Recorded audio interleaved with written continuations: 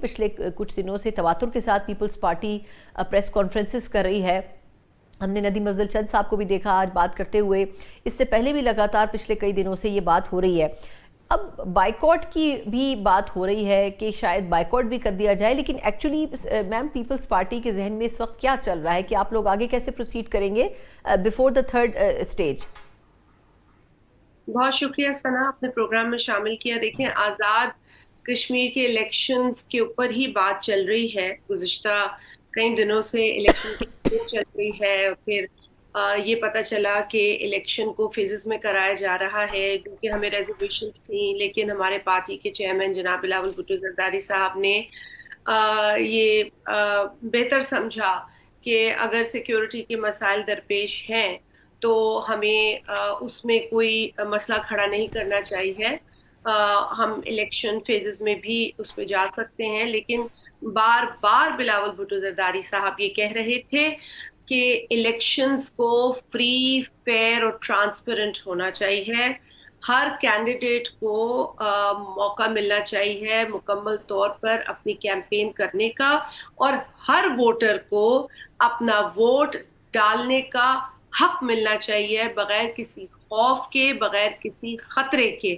और यही pre requisites होते हैं इलेक्शंस के। अगर आप पाकिस्तान का आईन उठा ले तो आर्टिकल 218 में इलेक्शन कमीशन की क्या जिम्मेदारियां हैं वो बड़े वाज़े तौर पर दर्ज है कि इलेक्शन उनकी जिम्मेदारी है कि इलेक्शन को फेयरली, जस्टली कराया जाए, मुकम्मल ईमानदारी के साथ कराया जाए।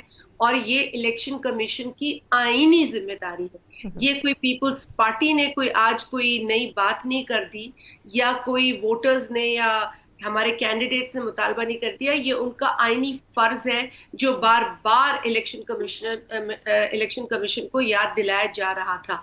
मैं यहाँ पर इस मौके पर आजाद कश्मीर में जो इलेक्शंस हो रहे हैं, जिसका दूसरा मरहला गुजरा है, पहला मरहला जो मीरपुर डिवीजन में हुआ, फिर मुजफ्फराबाद, इन दोनों मरहल के अंदर जो बदनिज़ामी हुई है, जो बदतमीजी हुई है, और जिस तरीके से इलेक्शन कमीशन ने वहां इलेक्शन कराया है, मैं उसकी सख्त अल्फाज में मजम्मत करती हूँ।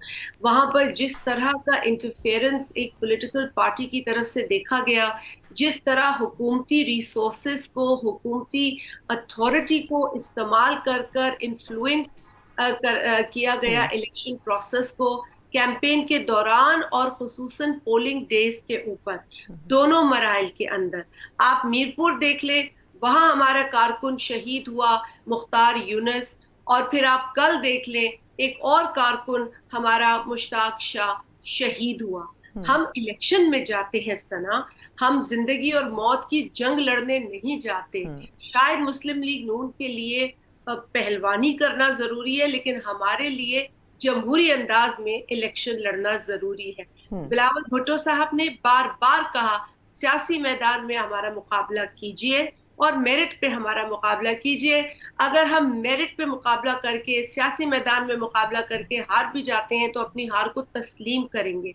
लेकिन अगर आप इलेक्शन के दिन को अखाड़ा बना दें, आप धन धनाते फिरे बंदूकों के साथ, आप आग लगाते फिरे पोलिंग स्टेशंस की छतों पर बैठकर, आप स्टैंपिंग करते रहें, आप लोगों पर फायर करें, हमारे कारकुनान को शहीद करें। और हद ये है कि जो कायम मुकाम सदर हैं, जो कि स्पीकर होने की हैसियत में अब कायम मुकाम सदर हैं, एक आईनी तरीकेकार है चौधरी लतीफ अकबर साहब, उन पर हमला किया जाता है उनकी कंस्टिट्यूंसी LA-31 में। उसी कंस्टिट्यूंसी में हमारा एक बड़ा हार्ड कोर कारकुन मुश्ताक शाह शहीद कर दिया जाता है, और हमारे एक सिटिंग MNA को पर हमला किया जाता है, उन्हें जख्मी किया जाता है, जिनकी आज सर्जरी हुई है इस्लामाबाद के अंदर। तो मुझे बताइए, अगर आप जंग का मैदान खड़ा कर रहे हैं तो फिर आप पहले ऐलान करें जी हम इलेक्शन नहीं, हम जंग लड़ने जा रहे हैं। देखिए, ये नहीं होता इलेक्शन प्रोसेस।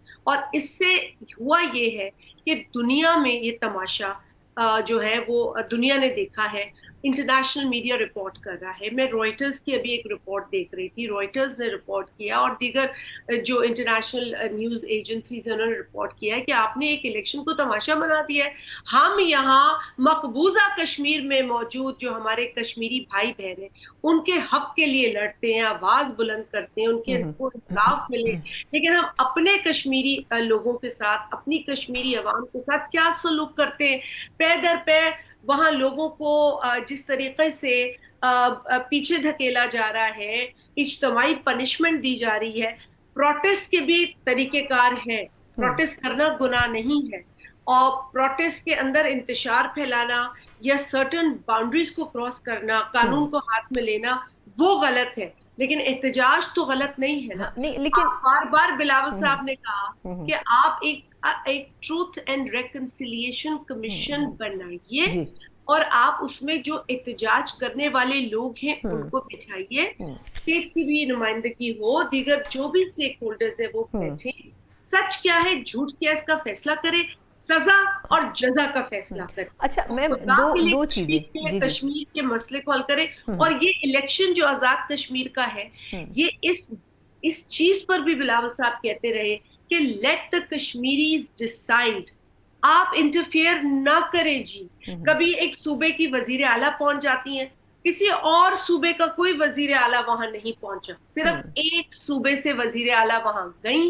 इलेक्शन मुहिम में गई, उनको उन्होंने पॉलिटिकल ब्राइब दी, उनको बसेस फराहम की, बसेस वहां पहुंची, नून लीग झूठ बोलती रही कि कोई बसेस नहीं थी, उसके शवाहिद जब हमने पेश किए तो उनका मुंह बंद हो। देखिए, हम लड़ना, हम इस तरह के उनके तर्ज बयान हमारा नहीं है।